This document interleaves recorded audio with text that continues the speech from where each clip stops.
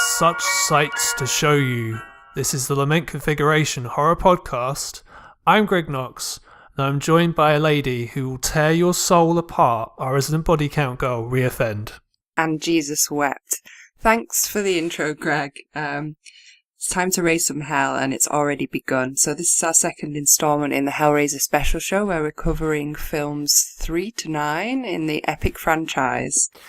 Yes, and similarly to most of our shows actually, but especially the last one, there'll be spoilers all over the fucking place. So if you have never seen these films and you want to see them, which for some of them you probably don't want to, in all honesty, but some of them you might actually want to see.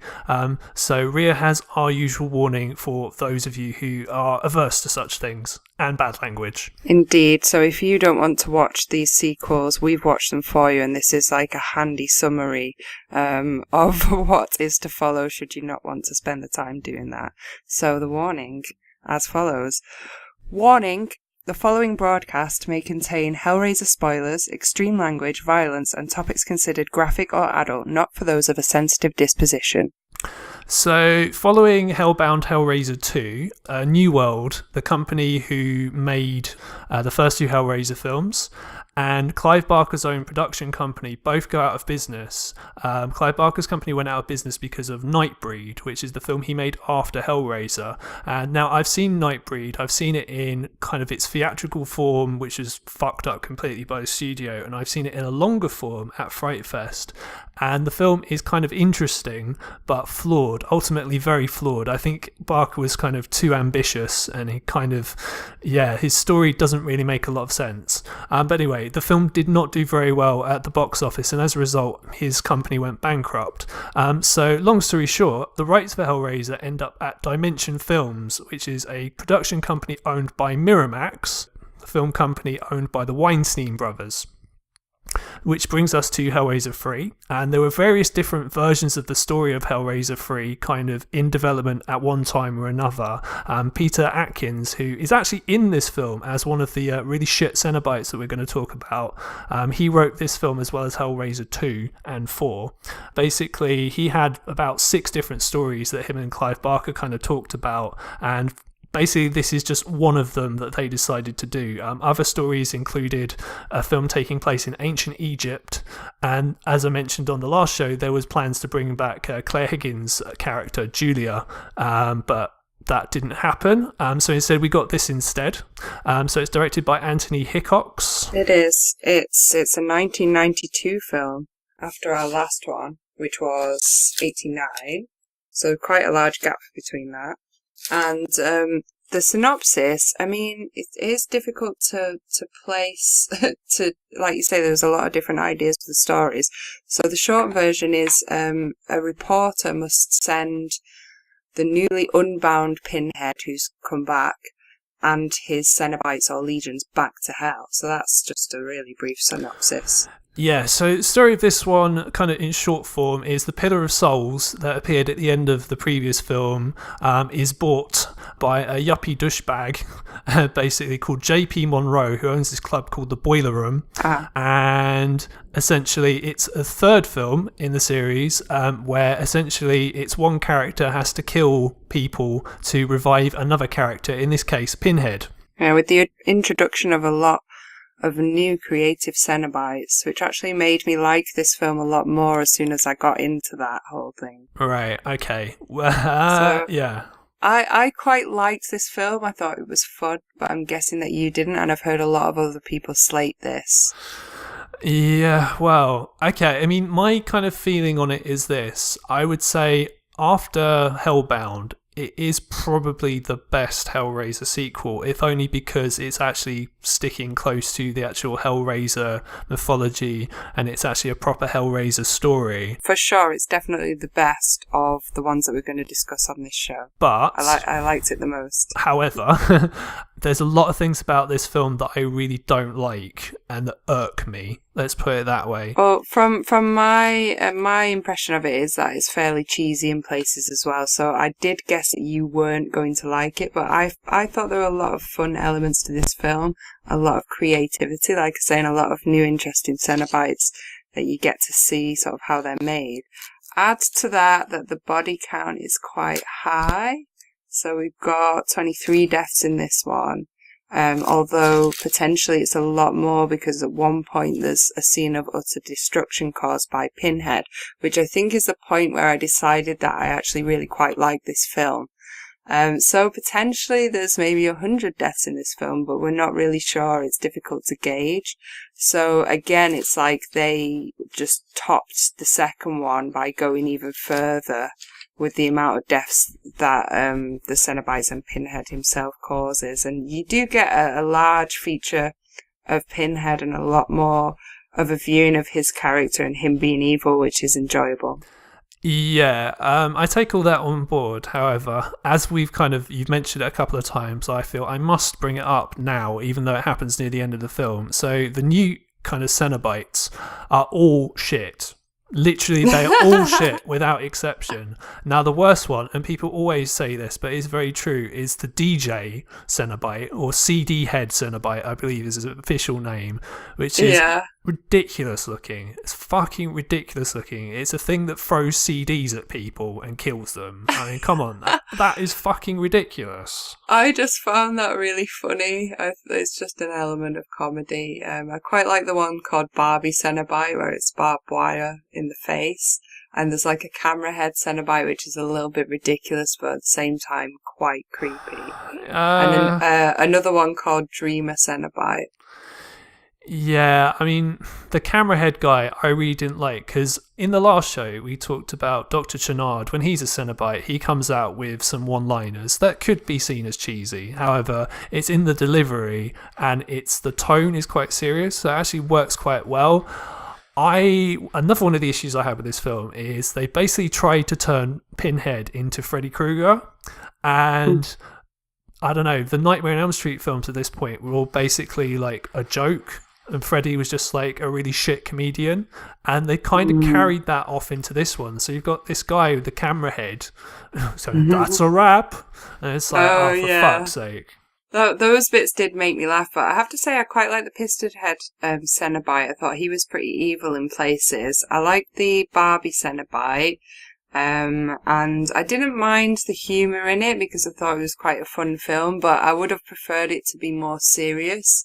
However, they'd already done that, so I think they kind of wanted to introduce a slight bit of comedy into this third film. Yeah, I didn't like the Piston Head Cenobite, if only because, well, what is it he actually supposed to do? Like, because the other three Cenobites, you kind of get what their weapons are. You get, like, well, you got a guy who shoots rockets at people. We got a guy who throws CDs at people. We got a guy who throws, like, flamethrowers at people, whatever. You know, what the fuck is, like, is JP Monroe as a Cenobite? Like, what is he supposed to even be doing? It doesn't make any sense. Like, how is he supposed to hurt people? Well, he's just creepy, and he's kind of there's a large sexual element to what he's saying, because that was how he was when he died. He was, like, being very overtly sexual. So the Piston Head I accepted as just like the other Cenobites. It's just the way that he looks. But instead of it being, it's just a moving element to his head, which has got stuck there. But that's how he's become kind of injured or killed as he was transformed into Cenobite, and it's just stuck there. So I thought that was quite a creepy element. And I think it worked much better as Cenobites who were visually just threatening looking, rather than actually having weapons being fired out of them, or something that is being used in their body to kill people. Like, I just preferred the general kind of slasher weapons that you would use and the intimidating looks of the Cenobite, rather than actually having like a sort of like action figure style, you know, something that they do repetitively that works as a function as a killing machine, like more kind of Terminator style. Do you know what I mean? I didn't really like that kind of. I didn't like that element of it, but I did find it funny, so it kind of lightened the film. Like, I didn't mind that. I thought it was fun, but I can understand why you would dislike it. Yeah, I wasn't a fan of the Cenobites, and we'll leave it there, shall we? So the story is we've got a character called Joey Summerskill, who's a reporter played by Terry Farrell, who reminded me of an older looking Lindsay Lohan. That's not a bad thing, by the way. So she basically is this reporter. She's not taken seriously in her job, and essentially she's at a hospital, and this guy comes in with chains sticking out of him, which makes no sense compared to the previous films, because, you know, where the chain's coming from doesn't make any sense whatsoever.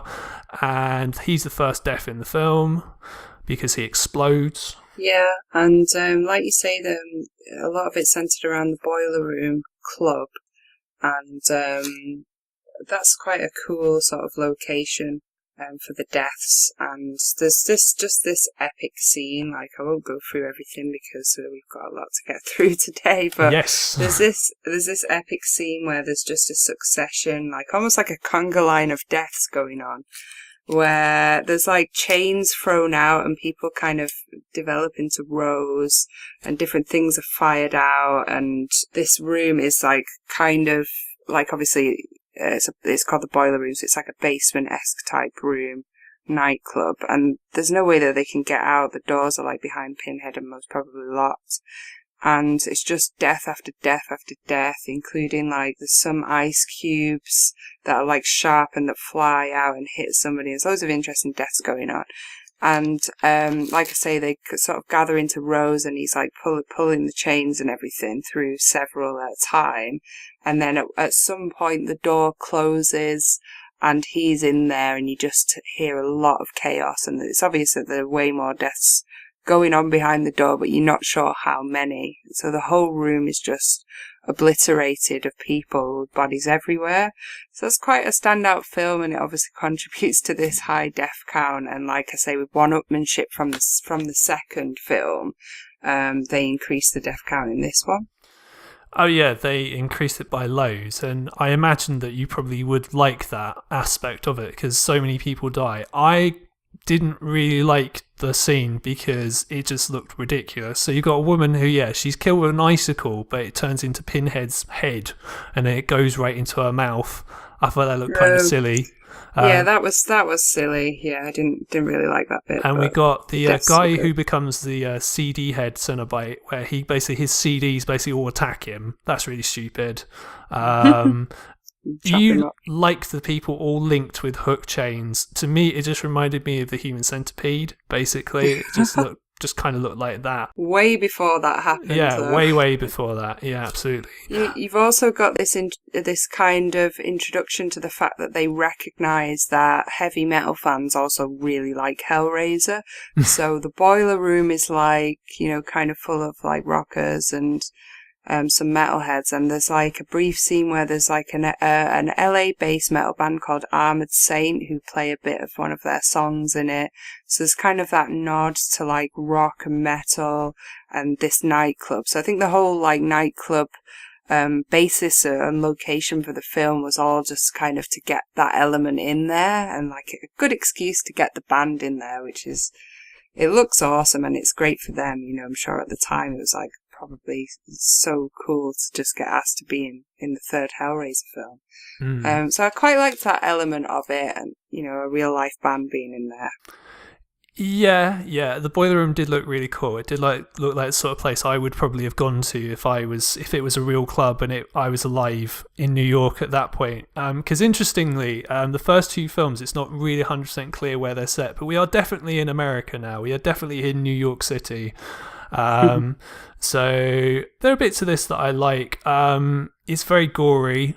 I do like the gore aspect of it, like particularly the first death where we have a woman basically getting her skin ripped off.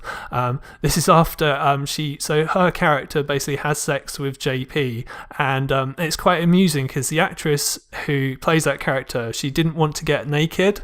So basically in the scene, you've got the actor playing JP Monroe basically with his hands on her boobs for the whole time that they're having sex, which I thought was hilarious. It just looked like he was basically giving her boobs a massage, which is, hilarious. Absolutely hilarious. Yeah, she's got those boots on, hasn't she? She's got like Yeah. knee boots on or something. Yeah, absolutely. So anyway, Pinhead gets revived, he kills loads of people, and basically the idea behind this film, the story of this film, is that at the end of the previous film, Elliot Spencer and Pinhead kind of separated from each other, so Pinhead is now not even bound by hell, so you don't need to open the box for him to appear, he can just be around sort of all the time, constantly. And Elliot Spencer is kind of like sort of a ghost that appears in Joey's dreams, essentially, and kind of he explains the plot and kind of what happened and kind of, well, you've got to get him back in the box. You know, he wants to destroy the box. So, again, very similar to like Nightmare on Elm Street. Yeah. But yeah, I mean, I would say overall, I just found it very, very cheesy because it's American. Americans, they can't do serious properly when it comes to their horror films, especially at this point. So I'd say it just is very, very cheesy. The only scene that I really, really liked is the scene near the end in the church. I thought that was a great scene. That was epic with all the pyro. I did really like that. There are a few cool quotes as well, like this one where I think it's Pinhead says, "We're going to hell, ladies first." Mm-hmm. There's a few references to his earlier quotes, like similar things that he says, like so much flesh, so many different pleasures, and go to hell and things like that, which are quite cool. There's also, like you say, with the introduction of humour in this, a bit like in that kind of Nightmare on Elm Street Freddy Krueger way, where it wasn't serious enough, it was a little bit silly in places. One of the characters before he dies says Jesus Christ, and the obvious in-joke that Pinhead refers to, he says not quite, because all Hellraiser fans know that iconic Jesus wept phrase, would find that funny. It did genuinely get a laugh out of me. I don't know about you, but I enjoyed that. No, I like that quote. I think that quote's great. It's sort of very wry. And Doug Bradley is really good in the film. I mean, he's good in all of them, really, even the shit ones that he's in. But yeah, like, I mean, in this film, he's in it a lot. Like, considering that the Cenobites are barely in the first two, he's sort of, really, really, really takes advantage of that. He's very, very good. He's definitely the best thing in the whole film by far. For sure. I definitely enjoyed like just having him as a feature in it, and the church scene, as you say, was awesome. I loved that. Yes, he said, "I am the way," which is great, and he mocks Jesus, which is always a good thing, where you can get some good old blasphemy in a film. Controversy. Yeah, exactly. Another thing I didn't like is Ashley Lawrence appears in this in a kind of like a flashback, in that there's a section of the plot where Joey asks for videotapes to be sent to her all the way from the Chenard Institute, which apparently is still running, and it's these scenes of kind of Kirsty again giving all this exposition about kind of how things work, just in case you missed the first two films. But I didn't like this because that made no sense, because first of all, like, when was she supposed to have recorded these videotapes? Because bear in mind, at the start of the previous film, she wakes up in the hospital, and then at the end of the film, she leaves the hospital. So at what point was she supposed to have recorded those? That made no sense. There was no internal logic there whatsoever. So yeah, I didn't really like that. Yeah. Did we have a Vagrant in this film? I'm not sure. Like, it's difficult to place because he does kind of appear in every single film, doesn't he? I don't remember the Vagrant personally. I don't think he was in this, so there's a bit of a failure on continuation with that one. Like, they ditched him, but then they kind of bring him back later. So, like, I like consistency, so I wasn't sure. Like, I don't like the fact that he's not in this film.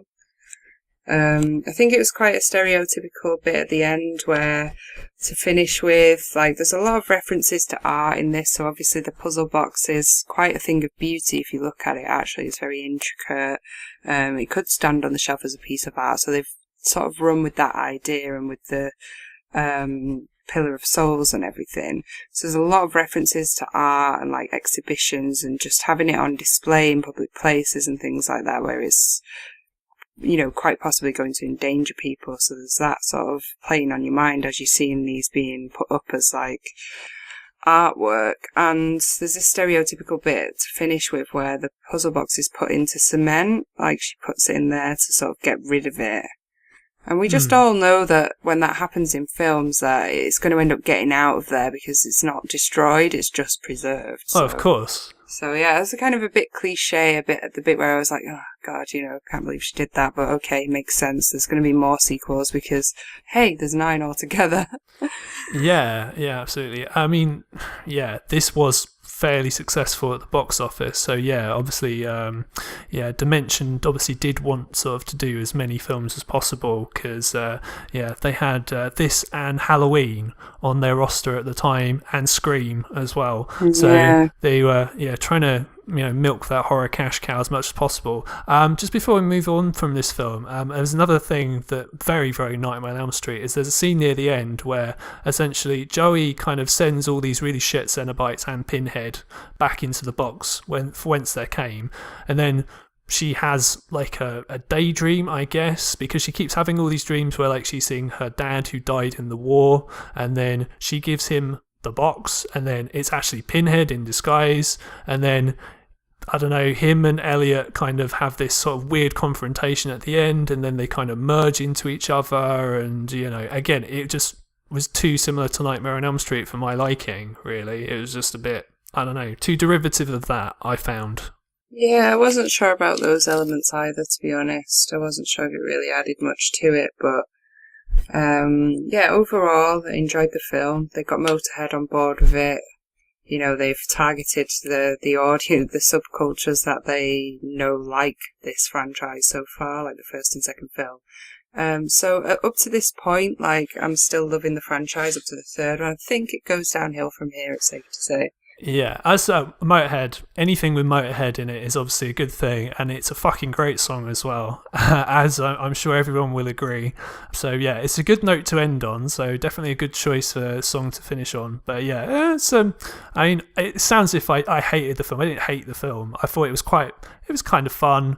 It's definitely better than most of the other sequels by far, but yeah, it's just, you could tell kind of each film, in my opinion, was successively getting worse. I agree. Yeah.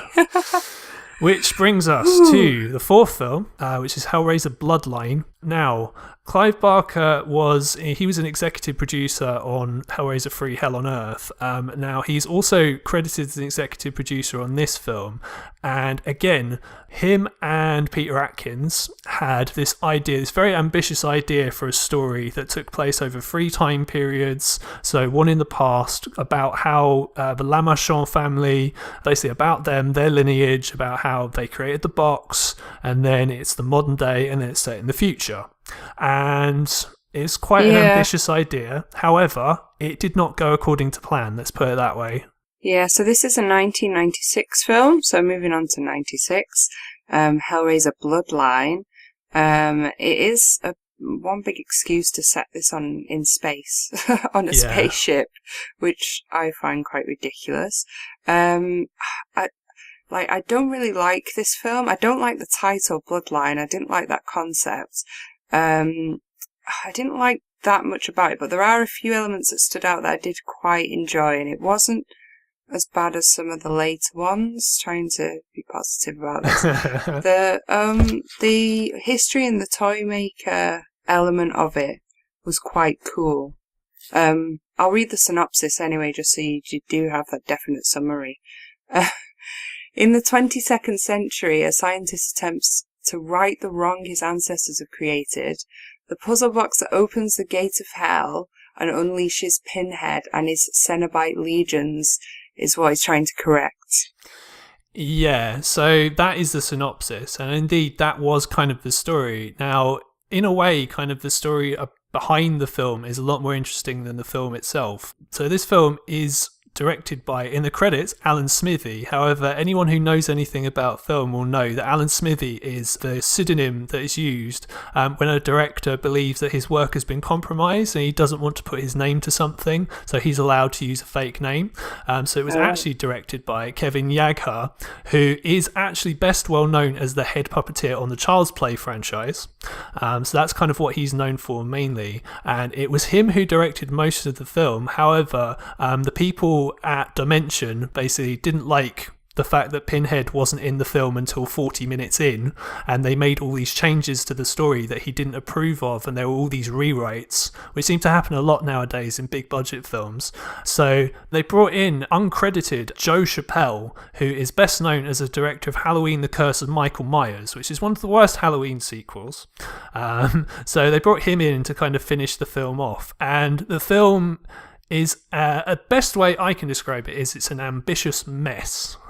Essentially, you can kind of see what they were trying to do, but the end result, it just didn't fully work, although there are good bits in it. I also like the section set in France near the beginning, where you kind of see how the box is created, and you've got the Angelique character is created. Oh, and that, for me, that's the best part of this film. It's like the female Cenobite developed, and with her own name, and she's very sexy in her final form, like Cenobite, with this update to the costume and the exposed brain and just the whole look of it.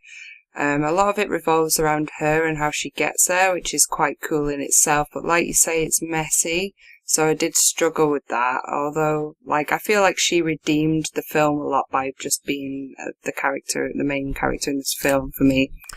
Yeah, so, I mean, as we said, there are three kind of timelines. We've got the section in France, which is too short, and it's probably the best section.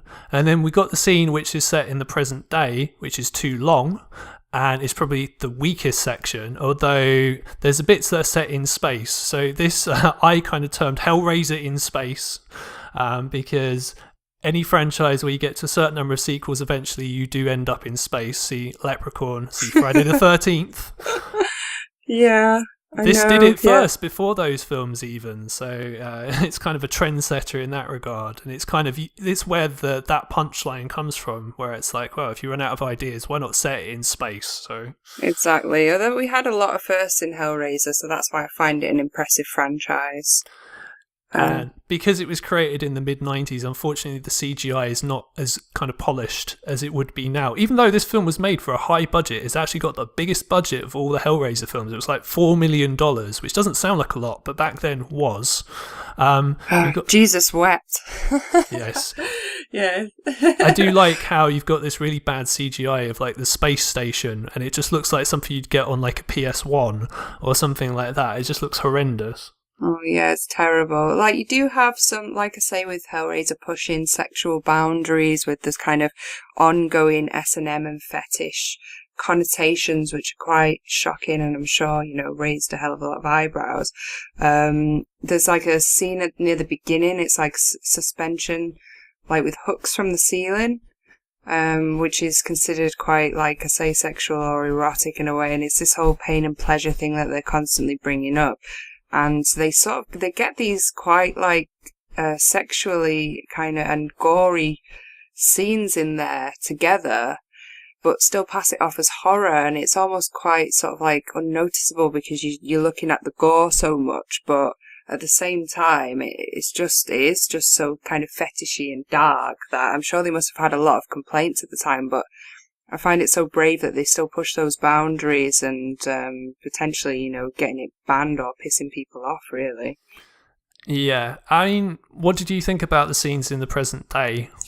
Oh, yeah. Like, I agree with you that that's the weakest section, and I enjoyed the beginning, and then I quite liked some of the space scenes, although, like you say, the effects were a little ropey at times. The present day stuff was kind of boring and a little flat. Yeah, the present day stuff is like it goes on for way too long. Essentially, it's like it's the descendant of Lament. Essentially, his son kind of gets kidnapped by Pinhead and Angelique, and this weird kind of twin Cenobite thing of these two really dumb security guards. But that's the only kind of bad sort of Cenobite in this film compared to the last one. Yeah, I didn't like that. I didn't like that bit at all. I didn't really like it either. It was just dumb. And then, it's just meh. Yeah, it's just meh. And in terms of deaths, so it's lower. Like, they focused more on the whole timeline thing and the three different settings. There are only 6 deaths in this. There's a girl called Genevieve, the Toy Master's teacher, like the older guy, has quite a cool death with a Chelsea smile. There's Jacques, who has his heart ripped out by Angelique.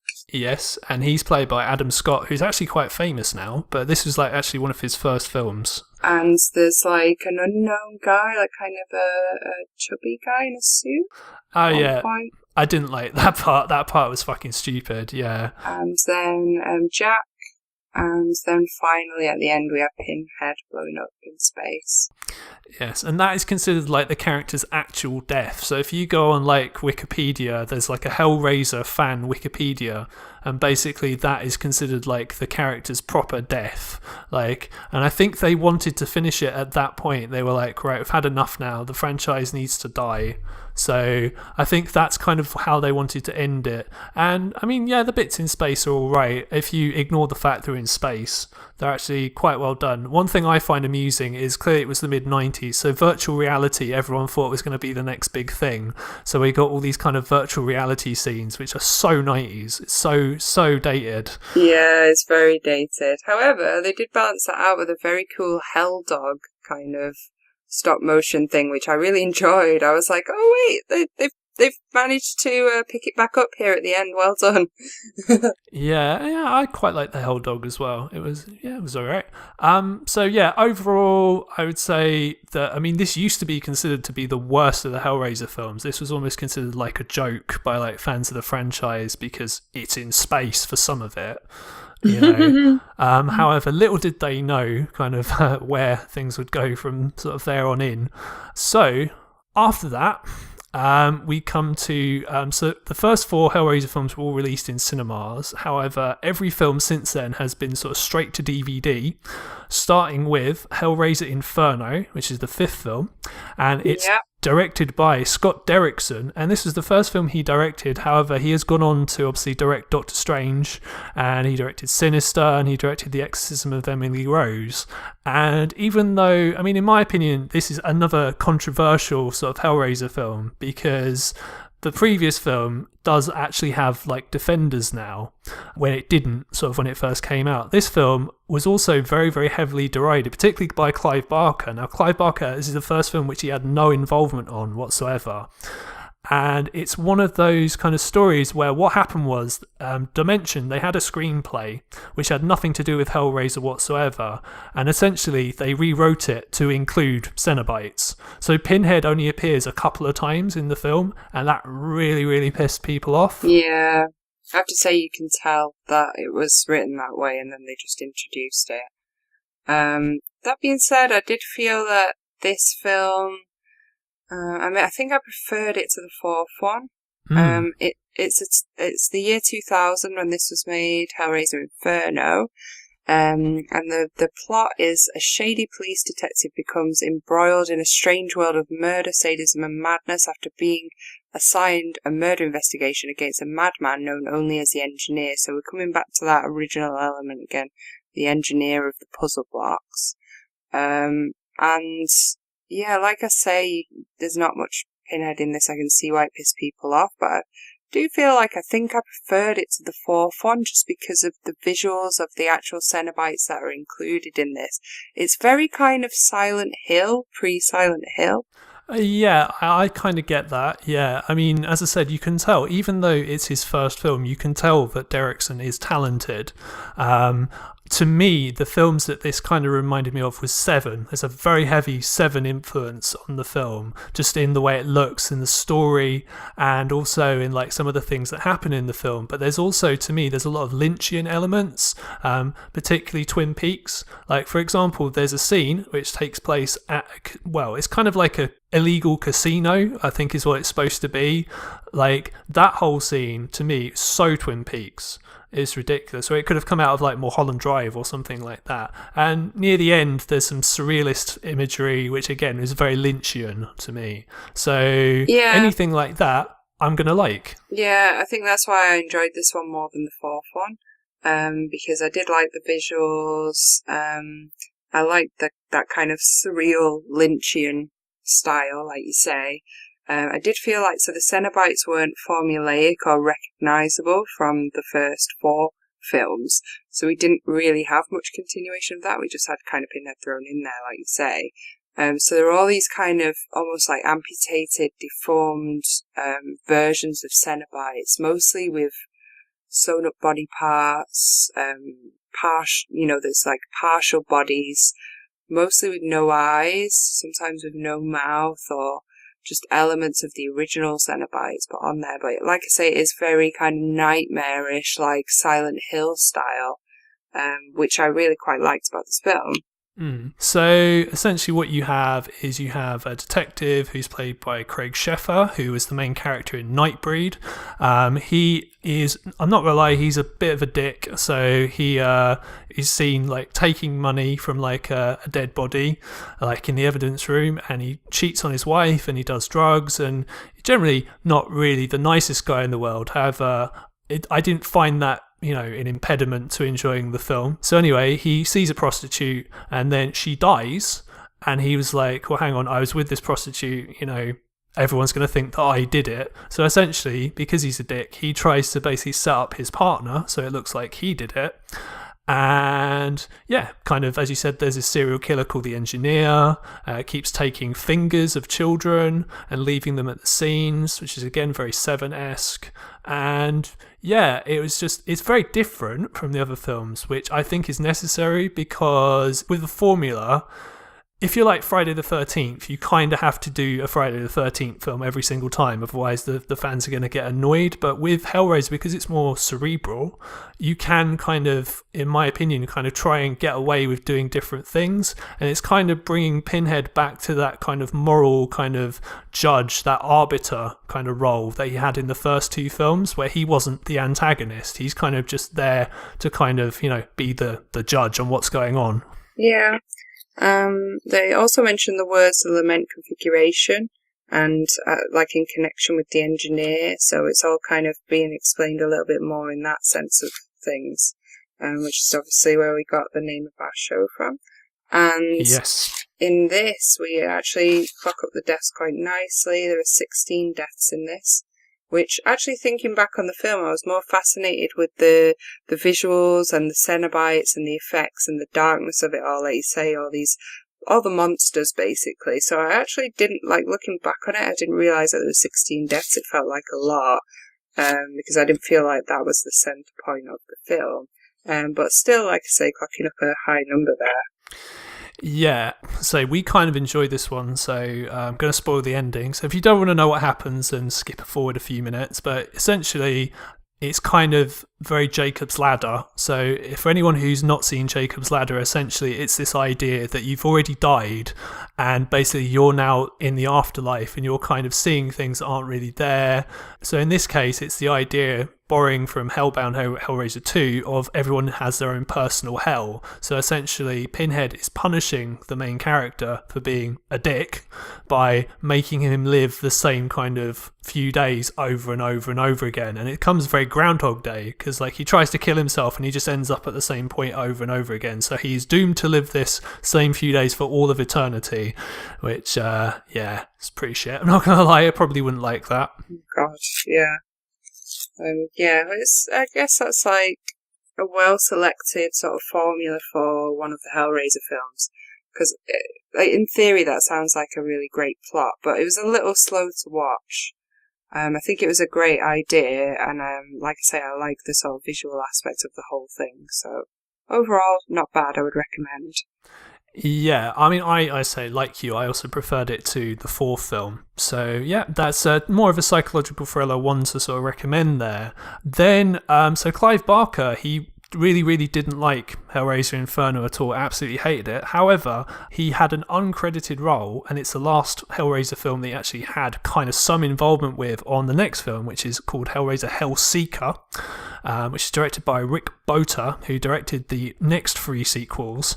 And this is where things kind of start kind of going downhill. So, the last film that we talked about, well, imagine that, but again, essentially. Yeah. That is this film. Yeah, what's our man Rick Bota doing now then? Anything notable? Fuck knows, who knows? But he, so he directed 3 Hellraiser sequels. And yeah, this one is kind of one of those films where like it's not terrible and it's not even really all that boring. It does feel very sort of straight to DVD. It's sort of very kind of, very low attention span kind of, it's kind of, again, it's, well, you'll tell us the synopsis of this one. I will, and I'll give you my comments also. So, it's a 2002 film, like you say, Hellraiser, Hellseeker. Not a bad title. And the brief synopsis is: a shady businessman attempts to piece together the details of the car crash that killed his wife, rendered him an amnesiac, and left him in possession of a sinister puzzle box that summons demons. But what I got from this film, which was fairly slow, is that it features Kirsty's husband. So it's Kirsty Cotton that is his wife in this, and that's the Hellraiser connection. It's also a film with kind of a lot of headaches, a bit of surgery, and several bus rides. Yeah. Which is a little slow to watch. Not bad, but a little slow. So, yeah. I've also got 11 deaths, so like with this whole franchise, it seems to be consistently quite high. Which I think is what makes it great as kind of, like you say, a slasher series. That they definitely have plenty of gore and action in there. So that's consistent. We can't fault that. No. But yeah, there are a lot of, he has a lot of headaches and he doesn't really know why, so... And he keeps seeing things that aren't there as well, and then waking up and having bad dreams in random places and stuff like that. So... Yeah, not a lot of imagination in this one, I'm not gonna lie. It's just basically like, oh, there's this thing. Oh, it's not there. Oh, okay. Oh, I've just woken up. Oh, okay. Now this is happening. Yeah, I have to say, I very rarely have nightmares after watching horror films, which I know a lot of people say that they do, but as we always talk about, we've gotten very used to watching lots of horror and gore, so it doesn't really affect me that much. But I think, like, around the time I was watching this, I think I had dreams about broken ankles and things like that, so I think the visuals must have got to me at this point, or maybe it's just the fact that I then watched 6 Hellraiser films in like the space of a week, so I don't know. Oh dear. It's starting to get to me at this point. I'm like, whoa, there's a lot of gore here. Yeah, exactly. So this is, again, it's about a guy called Trevor who is married to lovely Kirsty from the first 2 films, although she's not really in it for very long, unfortunately.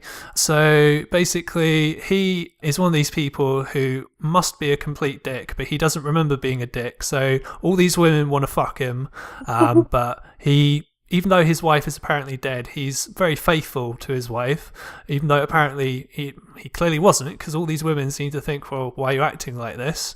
And basically, yeah, there's not really a lot to say. Again, it's the same story. It's Jacob's Ladder again. So It's basically a guy who's dead, he's in the afterlife, and essentially Kirsty made a bargain with Pinhead and said, well, I opened this box, but, I'll give you 5 people. So it's not even one, it's not even a like-for-like replacement. It's just, we'll give you 5 souls, being very generous. Well, this is what I like about her, though. She's a businesswoman and, she knows how to bargain with Pinhead, and he just seems to always agree, so she's quite clever about it. And she's very confident. She's up to game to 5 people this time, so... Well, yeah, exactly. Well, I mean, maybe he has a crush on her. What can I say? So, so essentially she killed these 3 women that her husband was having an affair with. There's another guy, this weird guy who works at his office, who apparently he made some bargain with that, like, he's going to kill his wife and give him some of the insurance money. It's like, okay, not sure about that. Anyway, he died. And then obviously, Trevor is like the last person who died. So at the start, they have a car crash and you think that she's dead, but it's actually that she shot him. Now, interestingly, the police don't notice the fact that this guy who they found, like, in a car, who's fallen off a bridge, has got a fucking bullet in his head. That doesn't come up at any point, but hey, fine, whatever. And like some quite cool bits about the film, it does feature that reference of metalheads again, because there's like some metalhead guys like riding on the bus that he keeps going on.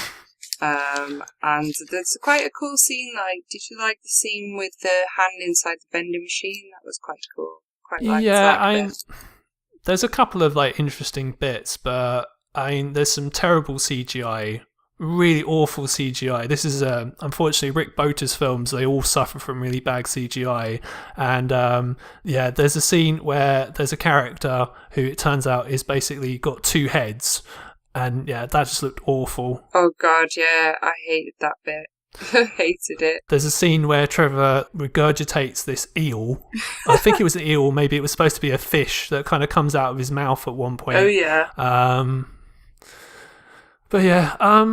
It wasn't horrible. It was just, as you said, very 4 out of 10. Yeah. It's kind of the way I put it. Yeah. It's like, it's not the worst thing I've ever seen, but it was just not all that interesting. Yeah, it didn't stand out, and I wouldn't really recommend it. Yeah, I'm the same. It's kind of not really all that great, although it is better than all 3 films that followed it. Yeah, there's quite a cool standout quote from this one as well, which is "Welcome to the worst nightmare of all, reality." Yes. So that was quite cool. Yeah, so a couple of bits to recommend, but overall not so much.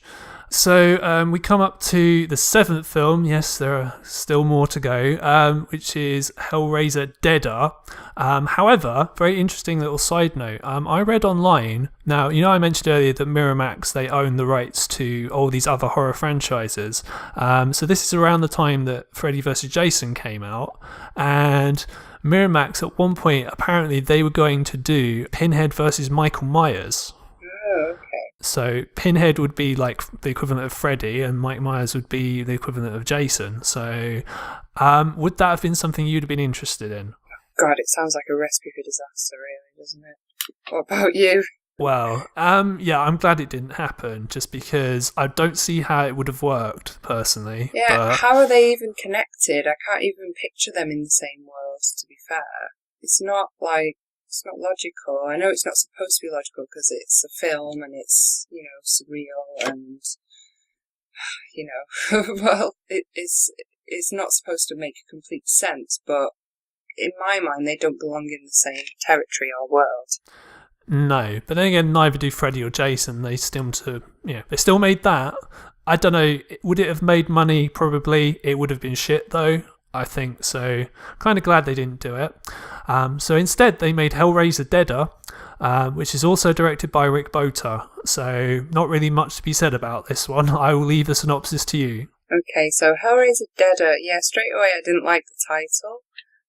When you realise why they've called it Deader and you get this concept revealed of the Deaders in this film, it just becomes even more lame, in my opinion.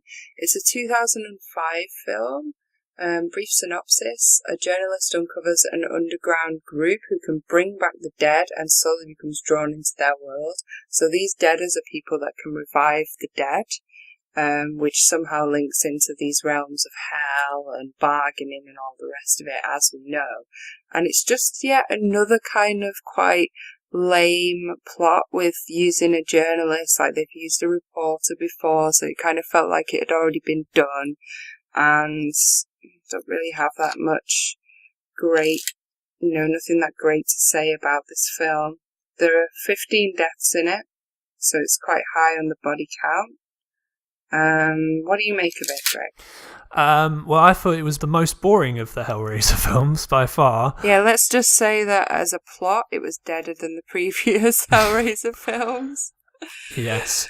In general, deader as a film overall. Deader. As you said, it's a terrible title. I have no idea why they decided to call it this. They obviously just wanted to coin this new concept that would get people talking about it. Like, they didn't know what the term deader meant because it doesn't make any sense and it isn't. And so I bet they just thought they were just coining this cool new term, but it's just not really worked. So I didn't like this film. Yeah, there isn't really a lot to say. As you said, it's a reporter. She's investigating these people who are deaders. A video gets sent to her office, and what I found interesting is this is clearly supposed to be a home video, but yet there's cuts in it. So it's like, how does that work? Have they edited this before they sent it? I always find that amusing. And most of it takes place in Eastern Europe because that's, it's cheap to film there, obviously. Oh, they actually wrote that into the plot, didn't they? That that's where everybody's going at the moment, and that's where they were going to go. So it explained the setting. Yeah. But yeah, it did seem a little odd. I think it was like Bucharest or Budapest or something. Bucharest. Yeah. Bucharest, yeah, okay. Yeah, they just just go to Eastern Europe. It's very similar to all the Boaters sort of Hellraiser films. There's you got a character who sees things that aren't actually there and has dreams. That seems to be like what happens in all these films. It's really not very interesting at all. I don't know. I'm bored even talking about it, to be honest. Yeah. It's just that dull, really. I was very disappointed, and I read a review on IMDb whilst I was watching it, and it says somebody has put on IMDb, whoever made this monstrosity deserves to feel the wrath of Pinhead's chains, which I thought was really funny. So. Yeah, it just kind of shows you, like, you know, apart from Inferno, which we both thought was quite an interesting film, you know, you can't literally just take any old story and just, well, let's just put Cenobites in it. You know, it doesn't work like that. You know, it has to make sense.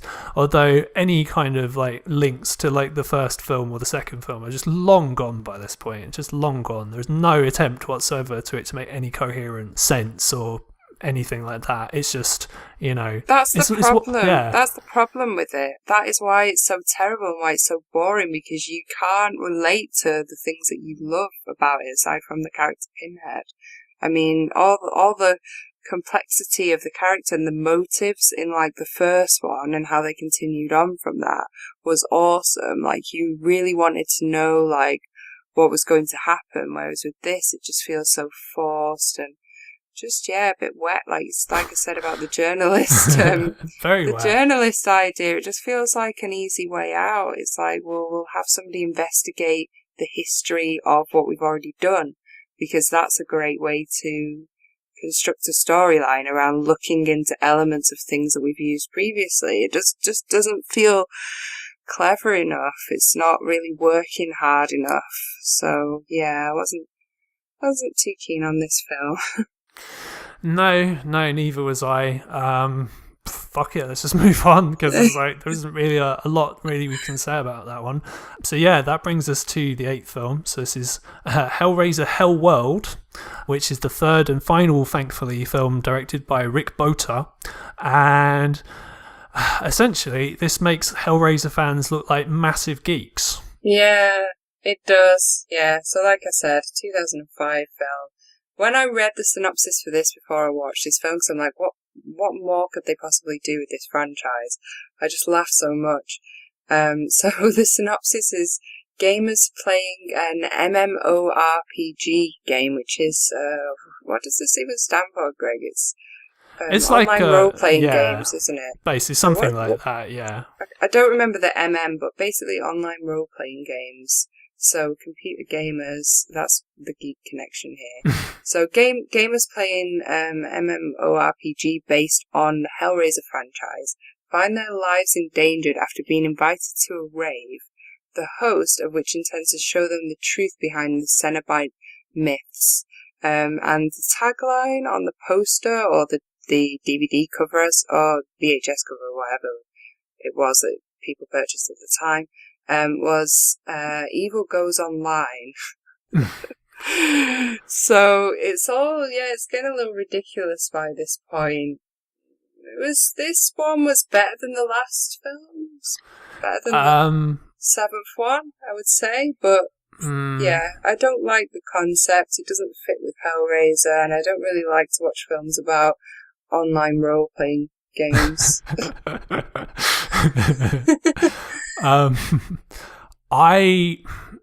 It wasn't as boring as the previous film. It is horrendous, though. It's horrendous for a number of reasons. First of all, like you said, it makes people who like Hellraiser look like the biggest geeks in the whole world. So the main characters, they're all just like, I don't know, it just all looked really lame. And it's like, I thought they were two couples, but actually none of them were like with each other at all. So Yeah. I don't know, that confused me. That confused me also. And like I said about subculture groups before, I just felt like this is another one. They're like, okay, metal fans like Hellraiser. Oh, but also gamers could quite like Hellraiser too. So why don't we tap into that by telling them this film is all about them? You know, so it's just like they're just like targeting those subculture groups, but they're just making it too cliche and obvious, and like they could still get those groups buying into the franchise without like laying it out there in such a cliche and cheesy way. Yeah, I get where you're coming from. But I mean, they did that much better in previous films, like, you know, in Hellraiser 3, as we talked about much earlier at the start of the show. Yeah.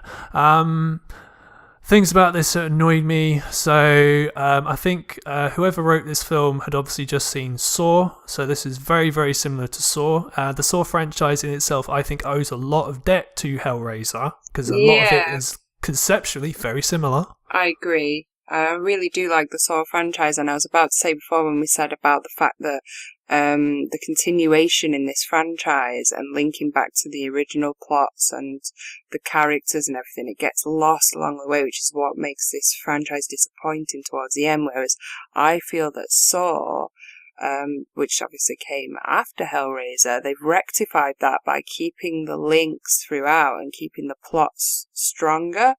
I know some people don't necessarily like the sequels in that, but I do. I feel like it's quite consistent and quite strong, where Hellraiser falls down.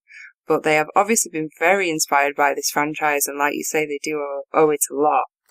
Yeah, I mean, in this film, like, the editing, there's some really annoying kind of sudden fast motion editing that is very music video-like, that again is used a lot in Saw. One of the deaths is basically, the first death is actually a total rip-off of something that would happen in Saw. Yeah. The whole, like, the host character played by Lance Hendrickson, who's a legend. Don't know why he's in this film though. He, again, is very similar to John Kramer's character in Saw. It's just a big old Saw rip-off. Yeah, well, so I did pull out a few positives from this film to try and sort of, you know, say something that I liked about it. But the bits that annoyed me, whilst we're on a bit of a rant about this, there's some like cheesy as fuck bits. There's like, so I've written down quite a list of annoying things. Oh God, okay. So, hey, feel free, rant away. Must have been enjoying that whilst I was watching it, writing this ranty list. So there's a topless girl in a leather jacket at a party. She like walks down and basically she's got no top on but just an open leather jacket on. That really annoyed me because it's like, you just wouldn't do that at parties. Just don't. There's also, this couple, I thought it was a couple, so it's Jake and Chelsea, but they keep repeating each other's names. It's like, Jake, Chelsea, all the way through. Yeah, I noticed that as well. It's annoying. And she's kind of one of those irritating blonde bimbo types, which really annoys me. Because I kind of like, I don't know, I find that stereotype of blonde bimbo like ironic and funny, but at the same time it's really annoying when it's actually like a serious character in it. I hate that. So there's like a cheesy chat line where one of the characters says, "I'd love to see your puzzle box." Blur. Okay. Right, and then there's like a really bad blowjob scene where the girl's got a mask on her head, and I was just like, it just went on too long, and you can just see the mask move up and down. It really grossed me out. I was like, this is completely unnecessary. Yeah, and because is it an actual blowjob, or are they just pretending? That's what I was confused by. No, she's actually doing it in a nightclub. But because she's got the mask on the top of her head, it's supposed to be kind of hiding it, and nobody notices around her. But it's obvious. So that was just kind of like just cheap, and I didn't like it. What else? There was like a really cheesy sunrise comment at the end, which I didn't like, and it was supposed to be like romantic and shit, but I didn't like that. So. Good old Jake and Chelsea. Yeah, and it did get quite confusing. My concluding word at the end of this review was crappy. So. Bits that I found funny are Go on. where they have all the old Nokia phones, where they give everyone it's just again, it's just hilarious because I used to have a phone like that, but yeah, in 2005 or whenever the fuck this film's supposed to be made. So Well, it's just I thought that was funny. when it was 10 pence a text and you used to get like, I don't know, 60 characters per text and that was your limit. It was probably at that time. Yeah, it was so stupid. So one of the, well, I say interesting is probably the wrong word. Superman is in this film. So Henry Cavill is in it, and he gives a great acting performance. No, really, it's fucking awful. Yeah, he gives a really, really awful performance in this. I'm sure, like, you know, when Henry Cavill like looks back at like his career and go, look at all the things he's done, all the stuff he's done in TV, all the stuff he's done on film. I'm sure he doesn't look at this and go, yeah, you know, it was a great film to be in this one. So, yeah. Yeah, I mean, there are a few like sort of standout quotes. There's one that was like, "Your dreams are over, your nightmares are just about to begin," which was quite cool. And there's one where it's like, it was a little cheesy, but they kind of got away with it. I beat you guys at your own game, because it's like, again, it's the role-playing gamer sort of aspect of the film. And got like, there was a few where he was like, "Come on, Chelsea, let's raise some hell," and it was pretty cool, you know, like not too cheesy. And yeah, just to kind of tidy this one up, it's just the ending or the last sort of 10 minutes is unbelievably shit. Like, I've talked about bad endings, how like I didn't really like the ending of Hellraiser, and I didn't really like the ending of, I don't know, a couple of the other films really for one reason or another. But yeah, the ending in this is just ridiculously terrible. I actually didn't mind the ending too much because I quite like the coffin aspect of it, which I'm sure I'll explain in a second. And the sort of like it was quite a good twist that I didn't see coming, but I can see why you thought it was shit as well, because again, it's a little wishy-washy, the plot, you know, it didn't really make that much sense. Well, no, I mean, again, this is so from 5 onwards, basically all the films have been like stories that didn't have Pinhead in, and they've basically crowbarred Pinhead in there somewhere or another. Now, some more successfully than others. This one, literally, you didn't need Pinhead at all. You could have made this literally about anything. It's basically a dad who wants to get revenge on his friends, on his dead son's friends, for some reason, and you know, he would have gotten away with it, except essentially the police got called by a ghost, which is really fucking stupid. So a ghost basically saved Chelsea and Jake. That was lame, yeah. Fucking lame. And then, yeah, Lance Henriksen manages somehow to get away, but then the Cenobites come and they get him, which feels just, I don't know, that whole thing just felt really tacked on. Like they just did it because, I don't know, they didn't want to end the film on a bum ending, so they just kind of like, well, fuck it, we'll just do this. Yeah. And that sucked. It did suck.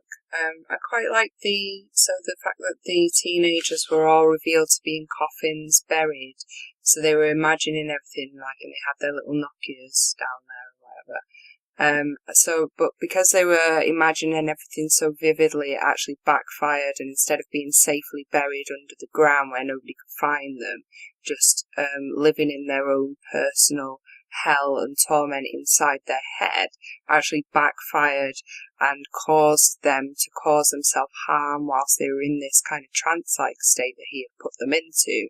So one of them had some kind of neck device, but they imagined that it was so real that they'd clawed into their own neck and they'd killed themselves, and just, you know, various real relations to what they were imagining in their head led them to kill themselves, aside from obviously our romantic couple, Chelsea and what's his face? Jake. Yeah, Jake. Jake. What's Jake his face? His name doesn't matter. Jake and Chelsea. They obviously survived just so they could see the sunset or some rubbish like that. Yeah, I don't know. So it wasn't like, I didn't mind that too much because I quite liked the reveal of where they dug up the coffins and they were really dead in there, and that was kind of cool. But like you say, it was a little lame at the end, aside from a decent blade death that Pinhead issues to the dad or the host. But yeah, cheesy and really not a good film in this franchise. No, a fucking horrendous film in the franchise. And there's an interesting debate to be had, which we're going to have in a minute.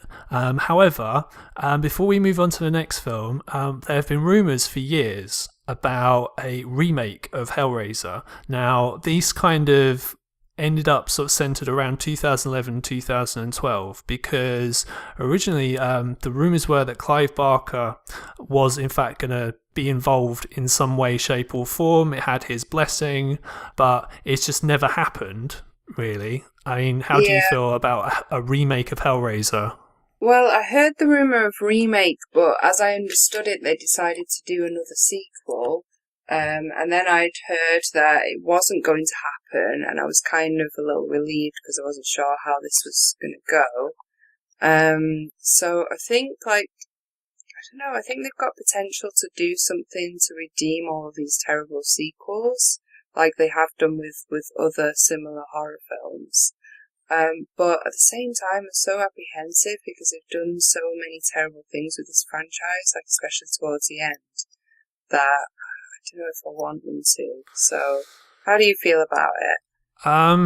Any remakes like this are obviously very bad. I mean, you can do a good horror remake. I'm not saying it's impossible because there are examples out there, but for a franchise like this, they'll just get it wrong. They'll get it completely wrong. Now, yeah, granted, if Clive Barker was involved, then maybe, it would be good, but he was involved in number 3 and number 4 and number 6 technically, and all those movies were not all that great compared to the first one anyway. So in my opinion, Clive Barker would have to be heavily involved to make this remake or reimagining or sequel a very decent film. Like, I think that's the key element, is him and his imagination. He's obviously amazing at that. But from what I've heard, he's quite unwell, and so I'm not sure if that would happen or whether he'd work on any more. It looks to me like he wouldn't do. What's interesting about what you said before is, like, with this Hellworld film from 2005, the first Saw film came out in 2004, and like you say, it influenced that whole franchise. And they've just announced the name of the new Saw film that's going to be coming out. I think it's later this year, probably October, which is Jigsaw. So it's like going back to that whole, the creator of the whole franchise and the one who is like behind the whole operation, which is a little bit like what they tried to do in Hellraiser and they didn't really get there with the engineer. So it's really interesting. So I'm wondering, like, with you saying that Hellraiser was eventually influenced by Saw, which in turn was probably influenced by Hellraiser before that was made, I wonder if they'll take inspiration from Saw if they do a Hellraiser remake, and it might be a little like that. It just seems so closely connected now, like they're borrowing from each other. But yeah, the remake hasn't happened. So essentially what needed to happen was, in order for Dimension to keep the rights, they had to make a film, otherwise they would lose the rights. So what they did is, instead of doing a remake, which was just stuck in development hell, they made Hellraiser Revelations, which is the 9th and so far most recent film in the franchise. So this is directed by a guy called Victor Garcia, whose previous films include such horror masterpieces as Return to House on Haunted Hill and Mirrors 2. Obviously he was the best person available, and really the story of this is, it's just, I mean, a lot of people hate this film really just for what it stands for, really more than what the actual film itself is. It's essentially, the film was made in about 2 weeks for not very much money in 2 locations, and they just did it as fastly and as cheaply as possible just to keep the rights. And what's interesting, and this is the most well-known thing about this film, is this is the first Hellraiser film that Doug Bradley did not appear in as Pinhead. They got some constipated looking guy to be Pinhead instead. Like, what a big mistake that was. This is a fucking terrible film, and he's got a green face, and Pinhead should not have a green face. He does have a green face, yeah. So, Hellraiser Revelations. It's a 2011 film, which they should not have made. 2 friends discover a puzzle box in Mexico which unleashes Cenobite Pinhead. Oh, really? Pinhead's a Cenobite? we didn't know that because we've not actually heard of any other Hellraiser films prior to this, like the other 8. Oh my god, like as if they need to point out the obvious in this. No shit, Sherlock. So this is definitely the worst in the franchise, and it's a huge mistake not to have the original actor who plays Pinhead in this film, because it's a goddamn mess and he is terrible in it. And it's not even his voice. They got some other it's dude. not his voice, is it? It's some random dude who sounds constipated as well. So they got an actor who looks constipated and a voice actor who sounds constipated as well. And it's just like, I don't know. Oh, they just, nobody can carry it off like Doug Bradley does, so this is just very unfortunate. And then they have this kind of second, like, mini-me Pinhead, like a pseudo Pinhead, where he looked like he had strips of bacon stuck on his face. God.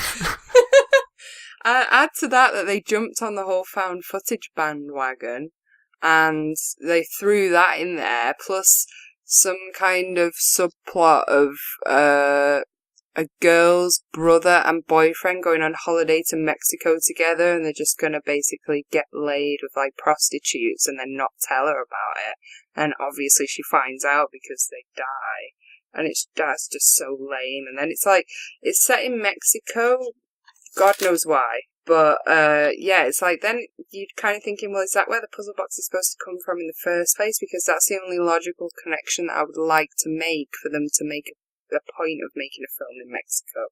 Why was it there? You know, it doesn't seem like in the first one that that's where it is. Do they drink a lot of absinthe in Mexico? Don't know. So I'm more thinking it was tequila. Yeah. So also there's like a female chatterer, a female Cenobite in this, which I didn't like. I didn't like the way that they changed the chatterer. That really annoyed me, to be honest. We've got 8 deaths in this. Wow. So you really hated this one then? Oh God, like I had to pause it and then like take a break and then watch the rest of it because it was just boring me to death. And this film isn't even very long. It's only 70 minutes long. This is another kind of lazy thing of the film. It's like, you know, it's just only like barely over an hour long, and yet, yeah, it's just not very good. And yeah, you've already mentioned kind of a lot of the things I hated. So obviously when you think of Hellraiser, you think of found footage. So that's what this starts off as. And I thought the whole film was going to be found footage. So I was like, oh God, please no. Luckily, the found footage aspect isn't there for very long, but it's still very shit. You've got 2 very annoying characters. Lots of like character motivations that make no sense. So as you said, it's 2 friends, one of whom is going out with the other one's sister, and you know, no one seems to be bothered that like he is cheating on his girlfriend, who's this guy's sister. It's lazy. You can tell they've literally, like, you know, for all these different clubs that they go to, you can tell they've blatantly used the same set and just moved things about a bit. They see these prostitutes, one of whom isn't even Mexican, like they're, I don't know, Vietnamese or something like that, and I think they're trying to pass her off as Mexican. Plus, she's a really terrible actress and just really looks really young and vulnerable, but not in like the kind of she's acting like that kind of way. It's just that she looks like she's been forced into this role and she looks uncomfortable. Probably. The only positives that I can pull out, so instead of pulling out negatives, I'm going to try and pull out positives in this one, is that at least they've tried to do like a Hellraiser film, and they fail, but hey, at least they tried to do that. So it's a lot of riffing on like the first film. So you've got, you know, a character being brought back from the dead through sort of killing people in a bed. You've got a character wearing another character's skin, even though that part is terrible. Oh God, yeah. When he comes up through the mattress, it's pretty lame as well. You can just see that they've cut the mattress away and he's kind of lying under it or something. Yeah. The gore effects, I mean, in fairness, like the gore effects are pretty consistent because they're all done by the same person. So the guy who does the gore effects is a guy called Gary J. Tunnicliffe, who's actually worked on every Hellraiser film since the 3rd one, and he actually wrote the screenplay for this film. So the gore effects are at least, you know, okay. They at least don't look totally shit, considering how low the budget was. But yeah, other than that, the film is just I say it's just a massive kind of just desperate attempt. It just reminded me of you work at a comic book shop. Well, you work at a company that sells sort of comic books and geek merchandise. Yeah. May have heard of a Fantastic Four movie, which was produced by Roger Corman, which got really, really cheap, was only made just so that the company could keep the rights to the Fantastic Four, and it was just horrendous, and that's literally the only reason they did it. And it's just the same thing with this. It's just, not really a lot of positive things to say about it. I'm going to try and pick out some positives too, because I'm trying to do that with each of these films also, but first, a few more negatives. Okay, go ahead. I don't like the name Nico. It really annoyed me. Don't know why. It just seems so lame. Also, there are two female Cenobites kissing in the background at one point, like some kind of lesbian Cenobite kissing scene, and I was just like, how is this valid to the plot at all? And again, it was all a bit Silent Hill. They just kind of had masks across their face. I noted down here it just gets worse as it goes along instead of getting better. Our bearded Vagrant turns up again, and he says something along the lines of death is a finality. And there's a lot of references to they want to experience your flesh. They keep saying this a lot, and it's that kind of reference to sort of sexual nature or gore, which is that's one of the positives of it. Didn't take that to me. It wasn't cheesy. That was kind of that's the element that reminded me of the previous Hellraiser films that I liked, was just a couple of standout quotes like that. But yeah, of the 8 deaths, none of them really stood out that much. Probably not, no. So yeah, okay, I thought of a positive. I had to dig deep. Fair enough. I had to dig deep. But, like you say, with the gore effects, the consistency in that, so the consistent nature of the, kind of skinless characters in films, they had that again, which I do really like, and I feel like it's just such a key part of Hellraiser films, because it never seems to get boring, and it always seems to surprise and shock me when you see characters that look, like I say, that kind of inside-out sort of way that they are, with the red, all red with just the eyes showing, and with the muscles all showing on the skeleton. Every time it gets me, and it's just so clever, and it's just so Hellraiser. All I can think of now is Inside Out, but with the skinless people in it from Hellraiser instead. It's that would be a very different movie. Now, you'll be very pleased to know that there is actually a new Hellraiser film. It's due out this year, apparently, although God knows when it actually will come out. It could come out at any time. It could be out now, for all I know. It's called Hellraiser Judgment, and it's directed by Gary J. Tunnicliffe, and it's another actor, so not the same guy who played Pinhead in Hellraiser Revelation. It's a totally different actor again not Doug Bradley. Oh, God. It just looks like more of the same. It's probably going to be a massive piece of shit. Jesus wept, as Frank said. Yes, exactly. Oh, I hope it's not an absolute train wreck. I'm probably going to go and watch it, but it just raises the question, what's it going to be? Is it going to be a sequel? Is it going to be a prequel? I bet it's going to be a sequel. And I'm going to predict that it's going to be probably better than Hellraiser 4 Plus, but still not that great. Let's see. In fairness, it can't be any worse than the previous 2 films, so it's got a very, very low bar to cross, let's put it that way. So you had counted up all the deaths in all of the films. Okay, yeah, so I'll run through and then I'll give you the total. So the first film, we've got 8 deaths. Hellraiser 2, we've got 28. In Hellraiser 3, we had 23, although it could have possibly been more, but those are on screen. Hellraiser 4, just 6 deaths. Hellraiser 5, 16 deaths. Hellraiser 6, 11 deaths. Hellraiser 7, 15 deaths. Hellraiser 8, 6 deaths. And Hellraiser 9, we had 8 deaths. And in total, it's 121 on-screen deaths in this franchise. Yeah, that's a lot of deaths, although less than Friday the 13th, probably. But yeah, that's still a lot, though. So, now that we've come to the end of kind of our discussion of the Hellraiser franchise as a whole, I mean, you had only seen the first 3 films previously, hadn't you? Yeah, I actually used to work, so when I was a university student, in Manchester, I used to work part-time at like a DVD and music shop called Music Zone, and the limited edition 4-disc box set in the Puzzle Box DVD limited case. So you like take the lid off and the sides of the puzzle box open, and it's got like a disc in each section of it, which is pretty cool. That came out like whilst I was working in Manchester at this music shop. And I was so excited, and it was like such a cool thing. Everybody was like going on about it. So I bought that, and I'd already seen the first one, but then I watched the first 3 sort of like the same week, and I thought they were pretty great, but then I never pursued the others because I had been warned by fellow horror fans that that they weren't good, and it was best to just stick with the first 3 if you enjoyed that, so as not to spoil it. So now I've finally watched all 9. So I'm not sure if I'm glad that I've watched all 9, but I think with the new sequel coming out this year, I think it is great that we've been able to cover all of it and pick out aspects that I like from each, and just to compare it all to see where they take it from here.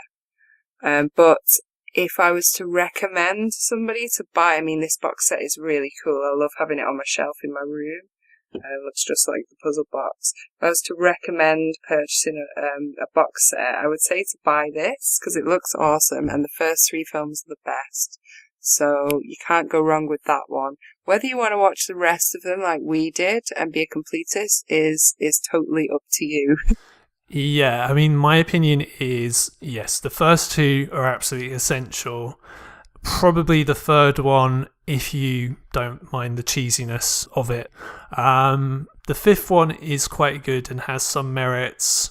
The 4th one is sort of interesting in a way if you can look past kind of the ridiculousness of it. You don't need to see any of the others. So really, I would say you can probably watch the first 5, but really you only need to see 1 and 2. Really, to be honest, you probably don't even need to see 2. You can just literally just stick with the first one. You're really missing nothing that amazing with like the rest. But I mean, if you're a fan, 1 and 2 would be my way to go. Yeah, I agree. That's for the core fans, and like I feel like you need to have seen those 2 in order to, if you're going to watch the sequel that comes out this year. My prediction would be that you need to see the first 2 in order to continue watching. Yeah, absolutely. So it'd be interesting to see if like Hellraiser Judgment does actually come out, because I'm sure we will mention it at some point in our review of the second half of 2017, coming at the end of the year. However, we have come to the end of our discussion of Hellraiser. I thank you all very much for listening. I hope we've certainly lived Hellraiser, I certainly have, for the last 2 weeks or so that we've been kind of doing these shows. If you have already subscribed, I want to thank you very much, be it on iTunes, on YouTube, on Podbean, or on TuneIn Radio. If you have not done so already, you can go to our Facebook page and you can like us, and then you'll get all the lovely updates that we put up on our page. So yeah, thank you very much for doing that. As always, I've been resident death count girl, reoffend, alternative model, and actress, and I'm on Facebook as reoffend, that's F-E-N-D. I'm also on Twitter and Instagram as rea_fend. My final question for the show is, which did you find more exhilarating, the pain or the pleasure? Personally, I prefer pain. See you in hell.